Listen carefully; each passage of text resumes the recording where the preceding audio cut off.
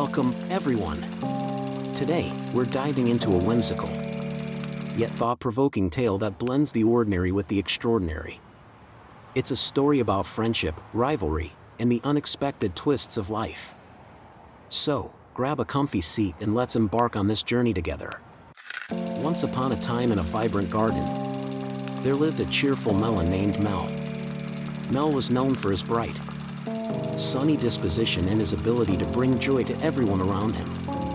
He loved basking in the sun, soaking up the warmth, and sharing laughter with his fellow fruits.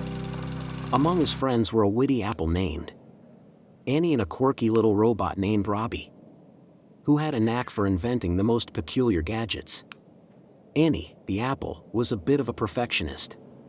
She prided herself on her shiny red skin and crisp texture. While she admired Mel's carefree spirit, she often felt overshadowed by his charm. Robbie, on the other hand, was fascinated by both Mel and Annie. He loved their differences and often tried to bridge the gap between their personalities with his inventions. One sunny afternoon, as the trio gathered under the shade of a grand old tree, Robbie unveiled his latest creation, a friendship meter. "This will measure the strength of our bond," he exclaimed, his mechanical eyes sparkling with excitement. Mel and Annie exchanged curious glances, intrigued by the idea.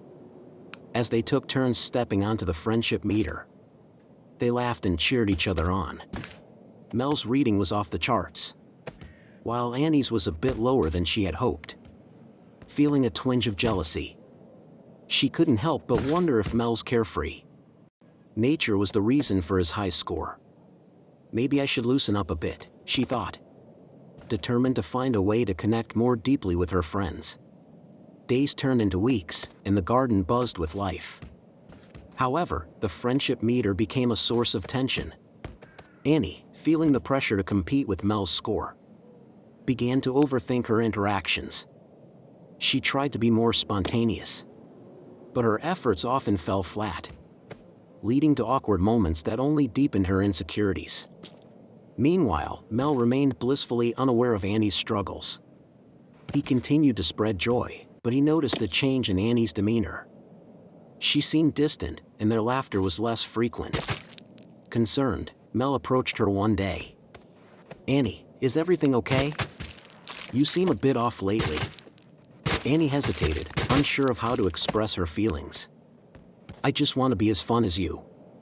"Mel, I feel like I'm not good enough," she finally admitted, her voice barely above a whisper. Mel's heart sank. "Annie, you're amazing just the way you are. You bring a different kind of joy to our friendship. It's not about the scores. It's about being there for each other." Just as they were beginning to mend their friendship, Robbie, ever the inventor, decided to upgrade the friendship meter. He believed that a more advanced version could help them understand each other better. However, in his excitement, he overlooked a crucial detail. The meter had a tendency to exaggerate results based on emotions. The next day, Robbie unveiled the new friendship meter, and the trio gathered once more. As they stepped onto the device, it whirred and beeped, displaying numbers that left them all stunned. Mel's score skyrocketed, while Annie's plummeted. Robbie, oblivious to the emotional weight of the situation, cheered for Mel, but Annie felt crushed. "Why does it always have to be about numbers?" she exclaimed, frustration bubbling to the surface. "I'm tired of feeling like I'm not enough." Robbie, realizing the unintended consequences of his invention, tried to reassure her. "Annie, it's just a machine. It doesn't define our friendship." But the damage was done. Annie stormed off, feeling defeated and misunderstood. Mel felt torn.